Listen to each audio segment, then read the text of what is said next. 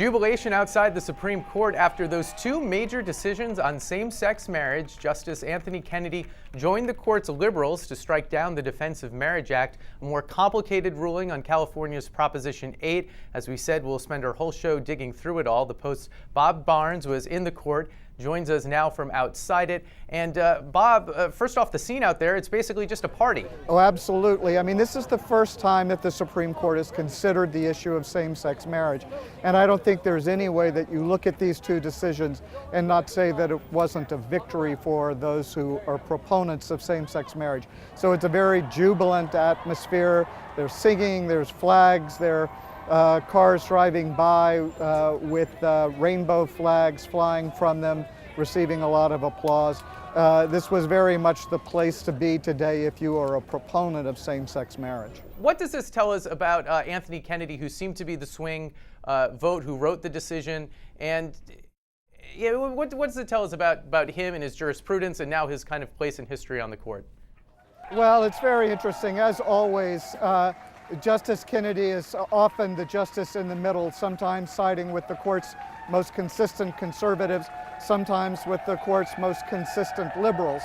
And in this case, he was with the liberals. You'll remember that exactly 10 years ago today, Justice Kennedy wrote the decision in a case called Lawrence v. Texas, and that is the one that said laws that outlaw sodomy among consenting homosexuals, those were unconstitutional. So he has a long history with this issue, and I think he is the one who really writes the court's most important decisions that involve gay rights.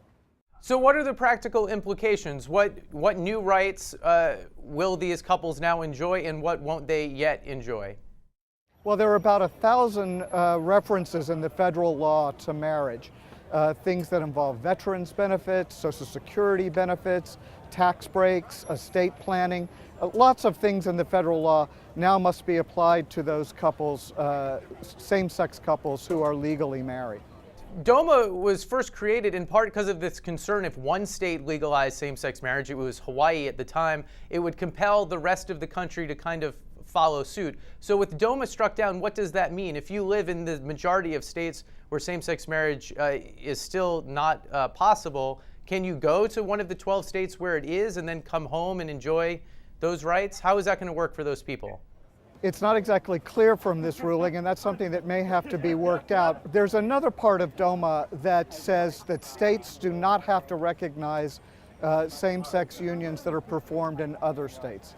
And that was not part of the case today. They did not look at that section.